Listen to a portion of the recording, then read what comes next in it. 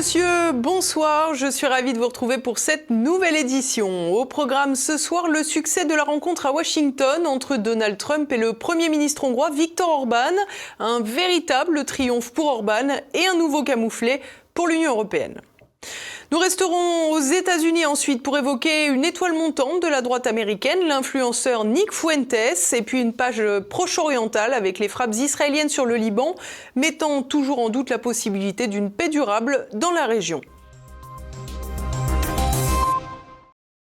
Viktor Orban reçu avec les honneurs par Donald Trump. La visite d'État organisée à Washington s'est conclue par un triomphe pour le dirigeant hongrois. Orban repart des États-Unis avec le plein soutien énergétique, politique et financier de Trump sous les yeux d'une caste bruxelloise médusée. Explication Nicolas de Lamberterie.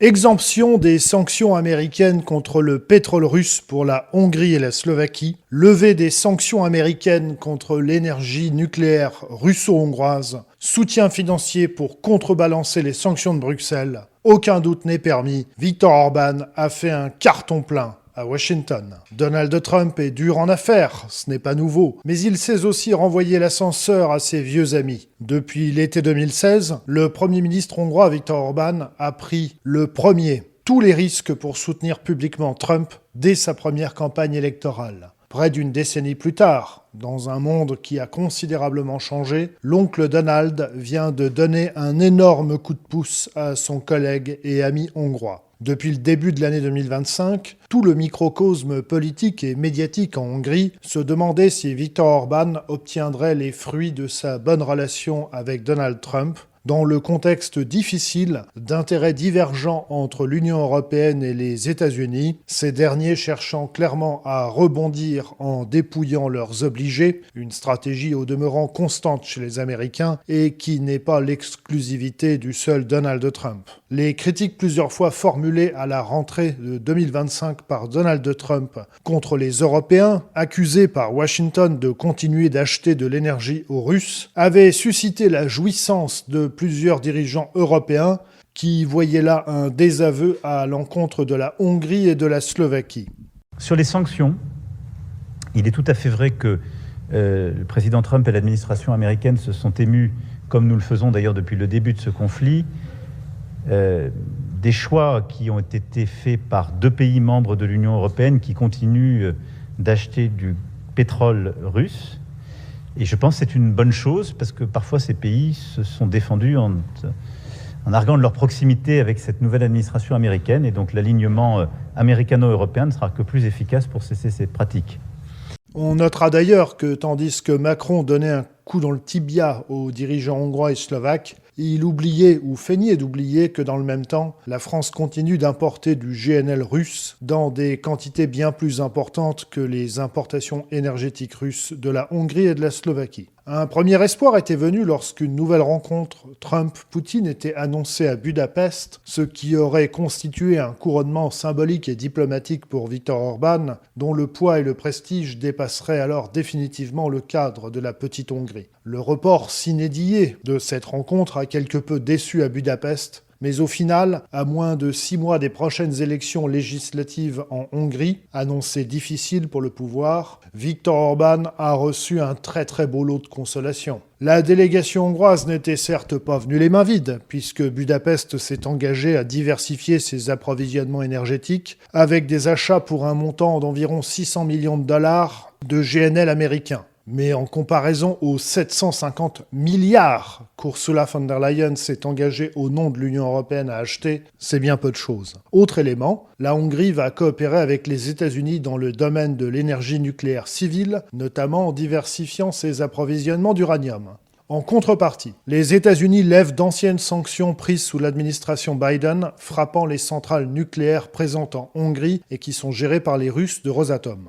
Et les États-Unis exemptent de toute sanction contre l'énergie russe, l'oléoduc Druzhba et le gazoduc Turkish Stream, qui permettent à la Hongrie, mais aussi à la Slovaquie, de s'approvisionner en énergie russe. Pour rappel, la Hongrie et la Slovaquie sont très dépendantes des approvisionnements énergétiques russes par plusieurs aspects. N'ayant pas d'espace maritime, ces deux pays sont contraints d'importer de l'énergie par voie terrestre. Or, pour le moment, les deux seuls oléoducs et gazoducs susceptibles d'alimenter en quantité suffisante ces deux pays sont reliés à la Russie. L'alternative, qui consisterait à importer du pétrole via la Croatie, est en réalité inenvisageable, car d'une part, les raffineries hongroises MOL, présentes en Hongrie et en Slovaquie, sont calibrées pour raffiner le type de pétrole brut importé de Russie. Et d'autre part, la Croatie a mis en place des droits de passage particulièrement élevés et inamicaux. En clair, si demain la Hongrie et la Slovaquie devaient se passer de pétrole brut russe, ce serait la ruine pour les citoyens et le dépôt de bilan pour le pays. Et mis à part les chroniqueurs stipendiés de LCI qui applaudissent les pays baltes pour avoir fait un tel choix, les gouvernants hongrois et slovaques ne semblent pas désireux d'emprunter cette voie, tandis que les sortants en Tchéquie qui avaient fait ce choix viennent d'être balayés par les urnes. Et n'en déplaise aux euromondialistes, Viktor Orban ne semble pas désireux de perdre les prochaines élections. Pour faire face aux sanctions de Bruxelles, qui a gelé une partie des fonds européens de la Hongrie et soumet Budapest à diverses amendes en raison de sa politique migratoire, des accords d'aide financière ont également été discutés avec Washington.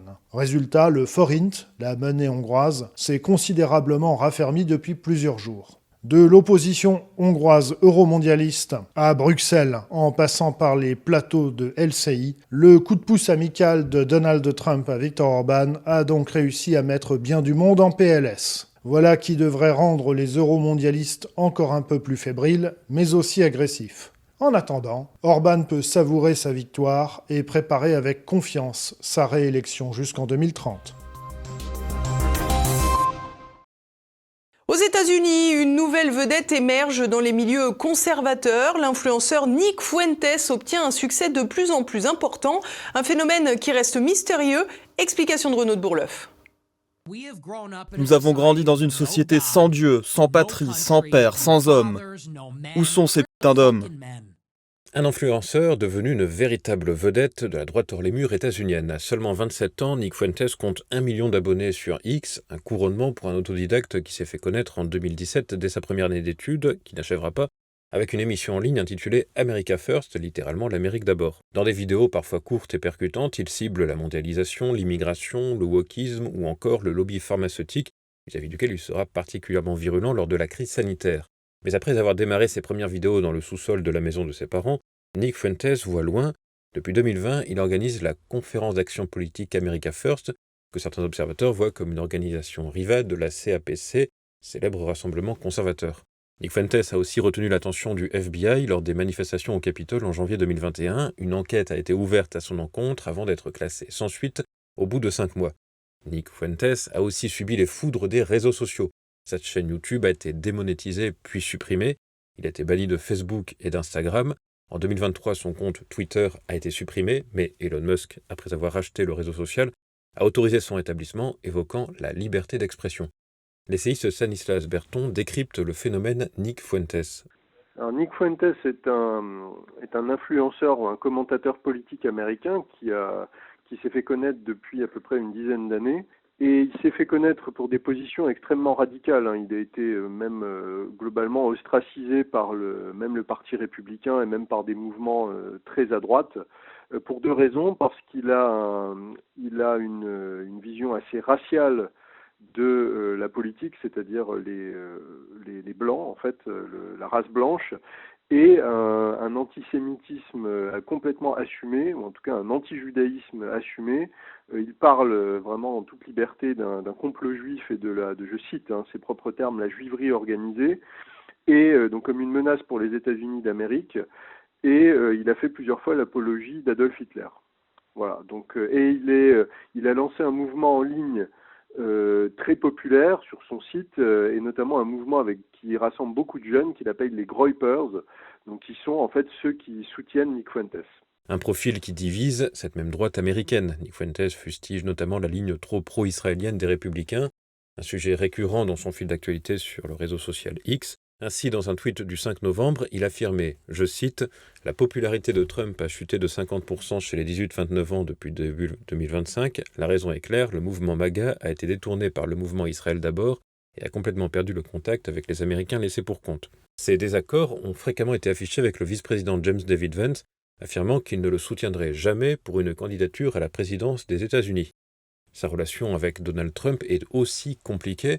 Après avoir été invité en 2022 à un dîner chez l'ancien chef d'État dans sa résidence de Mar-a-Lago, il a refusé de le soutenir en 2024, disant regretter le Trump de 2016. Mais sa ligne indépendante au sein de la droite américaine ne l'empêche pas une visibilité de plus en plus forte jusqu'à un entretien le 28 octobre avec le journaliste Tucker Carlson.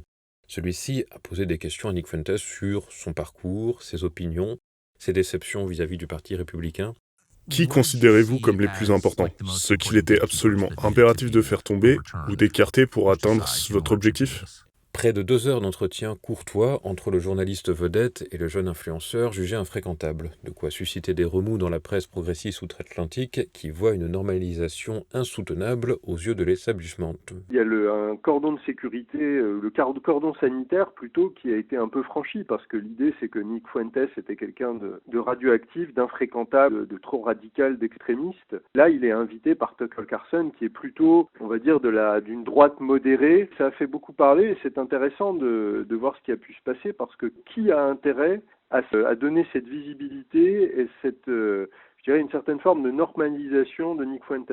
Et ce qui est intéressant, c'est que c'est utilisé pour, je dirais, attaquer le mouvement MAGA en disant, mais regardez, voilà, petit à petit, en fait, si on commence sur cette rhétorique, je dirais, anti-israélienne, on arrive à inviter des gens comme Nick Fuentes, et là, on bascule carrément dans le nazisme, dans l'antisémitisme débridé. Donc, Nick Fuentes, c'est un peu la critique que lui font beaucoup de nationalistes et de gens de la droite aux États-Unis, c'est qu'en fait, par ses positions extrêmement extrêmes et radicales, il a plutôt tendance à rendre toxiques toutes les causes qu'il touche. Donc là, quel est l'intérêt de l'approcher de la zone MAGA? Il y a 2 possibilités, soit c'est pour faire ce qu'on appelle élargir la fenêtre d'Overton, c'est-à-dire que certains thèmes qui étaient aux marges rentrent petit à petit dans le débat public par des personnalités comme Nick Fuentes, ou l'autre possibilité, c'est qu'il est là pour saboter la cause et que sa normalisation cherche au contraire à essayer de fracturer, de diviser la base trumpienne ou le mouvement MAGA. Quoi qu'il en soit, le phénomène ne devrait pas laisser longtemps la Maison-Blanche indifférente alors que les défections autour de Donald Trump sont nombreuses depuis un an,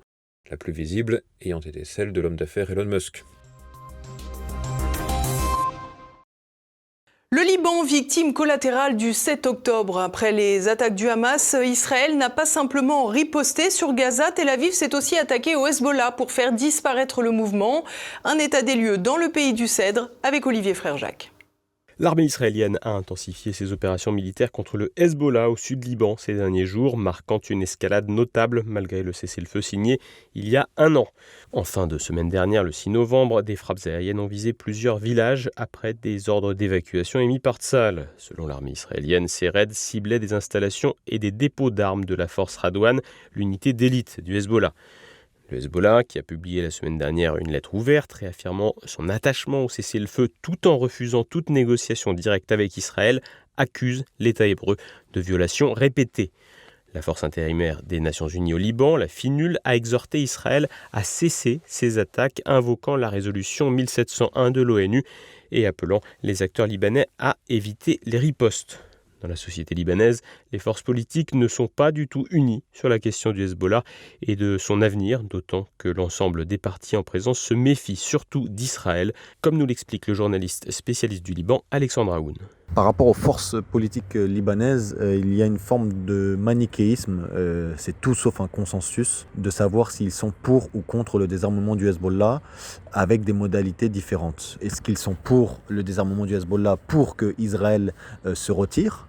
Ou soit est-ce qu'ils sont pour le désarmement du Hezbollah, mais à condition qu'Israël se retire avant. Donc en fait, c'est une question de timing. Sauf qu'Israël est clairement en position de force. Ils ont violé des milliers de fois le cessez-le-feu depuis le 27 novembre 2024, avec de nombreuses frappes allant même au-delà des zones sud qui étaient dans les clauses de l'accord. Parce qu'il faut savoir que les clauses de l'accord, c'était une démilitarisation du sud du Liban jusqu'au fleuve Litani, donc à 40 km de la frontière. Israël dicte ses propres règles malgré les accords passés et semble inarrêtable en dépit des contestations libanaises, mais aussi internationales. Cette tension s'inscrit dans un contexte plus large, remontant au 7 octobre 2023, date de l'attaque du Hamas contre Israël, qui a entraîné une escalade régionale impliquant le Hezbollah. Dès lors, les échanges de tirs à la frontière libano-israélienne se sont multipliés, culminant en une guerre ouverte en 2024. Le cessez-le-feu de novembre 2024 n'a absolument pas été respecté par l'armée israélienne qui se trouve en position de force, contraignant l'organisation chiite à tenter de se reformer politiquement plutôt que militairement. Pour ce qui est du Hezbollah, ils adoptent une politique très prudente à l'égard des violations israéliennes. C'est pas œil pour œil, dent pour dent, comme c'était le cas l'année dernière et il y a 2 ans lors de l'ouverture du second front pour soutenir le Hamas. Aujourd'hui, ils sont affaiblis. Il y a des frappes quasi quotidiennes contre des caches d'armes, des caches de munitions, des convois, des maisons où il y a des caches d'armes dans les garages, dans les sous-sols, etc.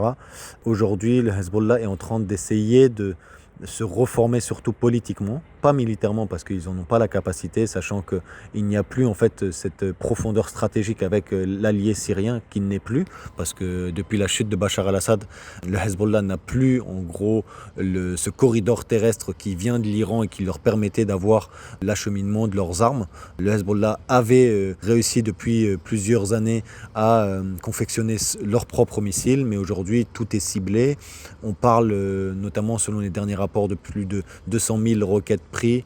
Donc non, le Hezbollah essaye aujourd'hui de garder en tout cas une forme de résistance dans le discours, mais en aucun cas par les armes, parce qu'ils n'en ont pas ni les capacités, ni les moyens, ni même l'envie, parce que la base même du mouvement sort affaiblie compte tenu des nombreuses frappes, des nombreux assassinats ciblés, des nombreux dégâts, que ce soit dans le sud de Beyrouth, dans la Bekaa ou dans le sud du pays. Un mouvement largement affaibli et une lassitude libanaise face au conflit, mais un sentiment anti-israélien qui demeure naturellement très fort après les nombreuses frappes contre des civils et l'occupation d'espaces territoriaux libanais.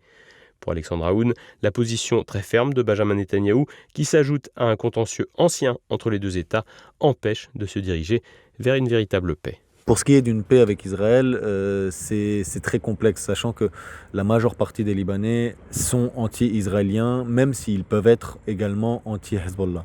L'un n'empêche pas l'autre. Aujourd'hui, pour qu'il y ait un début de négociation, il faudrait que les Israéliens se retirent totalement des zones limitrophes, qu'ils respectent les frontières et la souveraineté libanaise, qu'ils arrêtent de violer l'espace aérien libanais, qu'ils rendent les fermes de Shebra, qui est un contentieux depuis plusieurs années, à savoir un groupement de villages agricoles non loin du Golan qui est contrôlé militairement par Israël, qui respecte également la frontière maritime, qui permettrait aussi bien au Liban comme à Israël d'exploiter leurs zones gazières et pétrolifères dans leur propre zone. Donc tout ça pourrait amener à des négociations directes, mais également aussi un changement de discours de la part de l'administration israélienne qui est très belliqueuse, très martiale à l'égard même de Beyrouth et des dirigeants libanais. Non pas que sur le Hezbollah, mais sur Beyrouth. Donc tout ça veut dire que c'est un peu un vœu pieux de la part de la population libanaise, compte tenu du discours très va-t-en-guerre et très dur, radical de la part de Benjamin Netanyahou. Donc malgré les pressions américaines, occidentales pour qu'il y ait des négociations il y aura, mais paix, c'est une autre question, c'est une autre équation d'autant plus complexe compte tenu des contentieux depuis des décennies entre Israël et le Liban. Et à présent, c'est le moment de l'actualité en bref en France. Nicolas Sarkozy va prendre l'air. Ce lundi, la demande de remise en liberté de l'ancien président a été acceptée par la Cour d'appel de Paris. Depuis le 21 octobre, Nicolas Sarkozy était incarcéré à la prison de la Santé. Sa peine de 5 ans de prison ferme pour association de malfaiteurs dans l'affaire des soupçons de financement libyen de sa campagne présidentielle de 2007 avait été assortie d'une exécution provisoire. Mais ce lundi, la Cour d'appel a estimé qu'il n'y avait pas de risque de dissimulation de preuves, de pression, de risque de concertation, et que le maintien en détention provisoire n'est pas justifié. Nicolas Sarkozy fait maintenant l'objet d'un contrôle judiciaire qui comprend notamment une interdiction de quitter la France. Notons que la Cour d'appel a interdit à Nicolas Sarkozy d'entrer en contact avec le garde des Sceaux Gérald Darmanin, lequel l'a visité en prison. Le procès en appel aura lieu d'ici le 25 mars. La politique spectacle prime sur la sécurité. À l'approche des commémorations des attentats du 13 novembre, le ministre de l'Intérieur Laurent Nunez appelle une nouvelle fois à un renforcement des mesures de vigilance. Contrôle accru, patrouille supplémentaire, zone de sûreté élargie, le rituel est bien connu. À chaque anniversaire tragique, l'État se rappelle ses obligations régaliennes et se déploie en fanfare pour rassurer le temps d'un week-end.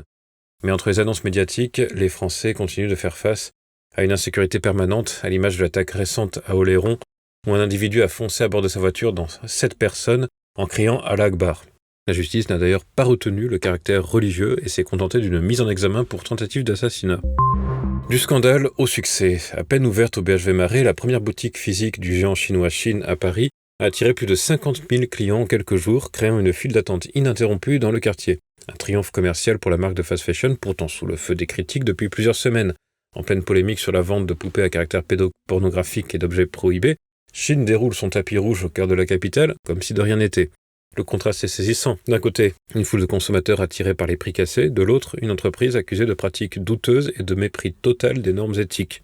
Rappelons qu'un ancien ministre français, Christophe Castaner, siégeait au conseil consultatif de la marque pour garantir sa responsabilité sociale.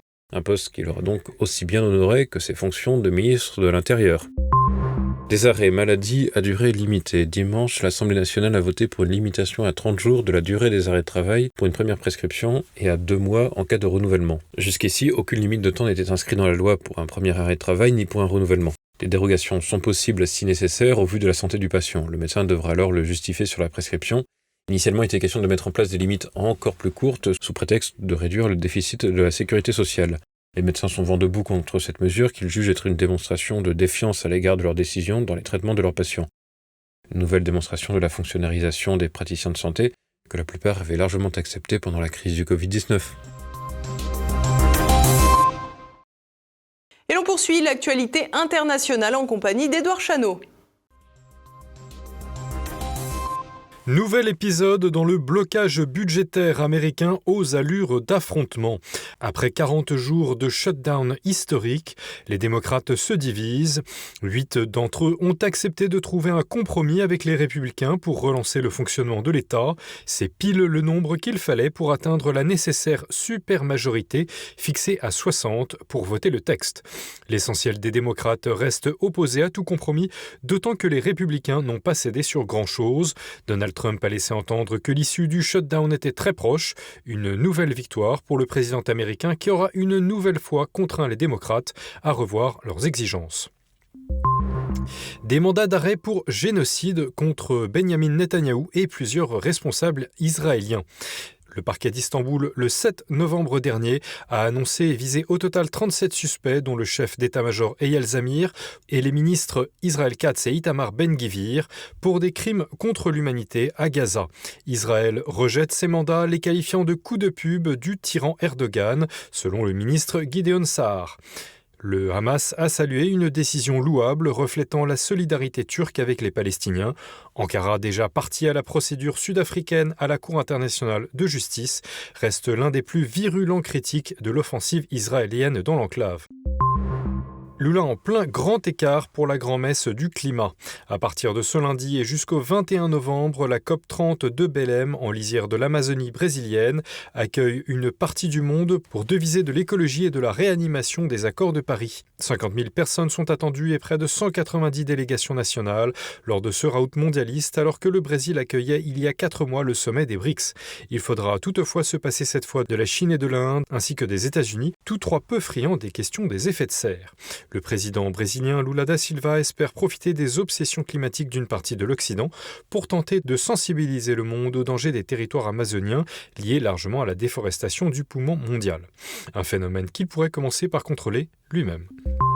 Les garde-temps mythiques ne connaissent pas la crise. En Suisse, une montre de l'horloger Patek Philippe, référence 1518, a été vendue pour plus de 15 millions d'euros lors d'une enchère de moins de 10 minutes avec 5 acheteurs potentiels. Il y a 9 ans, la même montre avait été adjugée à un peu moins de 12 millions. Une belle plus-value. Ce modèle à calendrier perpétuel, fabriqué en 1943 par Patek Philippe, est le premier des 4 exemplaires conçus en acier inoxydable, une particularité qui le rend encore plus recherché que ses sœurs en or rose ou jaune. Tout porte à croire que cette séquence d'enchères helvètes sera la plus importante de l'histoire, avec une somme globale atteinte ce lundi soir autour de 150 millions d'euros, de quoi nuancer la crise horlogère de ces dernières années. Nouvelle crise de crédibilité chez les donneurs de leçons. La BBC, institution médiatique britannique souvent érigée en modèle de rigueur, vacille après la démission de son directeur général. En cause, des coupes jugées biaisées dans un discours de Donald Trump sur la guerre à Gaza. Le procédé n'est pas nouveau. En 2021 déjà, des passages jugés trop favorables à l'ancien président avaient tout bonnement disparu d'un documentaire sur l'assaut du Capitole. Vendredi, la Maison-Blanche a fustigé la malhonnêteté délibérée de la chaîne publique. Donald Trump a depuis remercié le Télégraphe d'avoir levé le voile sur la manipulation. Et voilà, c'est déjà la fin de cette édition. Dès à présent, retrouvez Politique et Écho. Pierre Bergerot reçoit Jacques Cheminade, président de Solidarité et Progrès, pour évoquer l'avenir d'Emmanuel Macron entre effondrement économique et guerre en Ukraine. C'est ou la guerre, ou un lumineux réveil, ou le krach financier, entraînant une chute de l'économie, ou un lumineux réveil. Et je pense que la France a cette capacité, parmi tous les pays du monde, c'est un qui a le plus cette capacité. Nous ne sommes pas un petit pays de ce point de vue-là. Certes, nos frontières, certes, notre économie, mais nous sommes un grand pays à cause d'une certaine idée de la France. De Gaulle l'avait compris, et je crois qu'aujourd'hui, il faut reprendre cette vision. Demain, mardi 11 novembre, pas de journal, mais à partir de 7h, découvrez un nouveau Zoom avec le témoignage de Bruno Guillot, passé d'imam à apostat. Et puis, dès 11h, un nouveau numéro de Choc du Monde avec Alexandre Delval sur l'avenir français en cas de conflit avec la Russie. C'est à présent la fin de cette édition. Merci à tous pour votre fidélité. À demain. Bonsoir.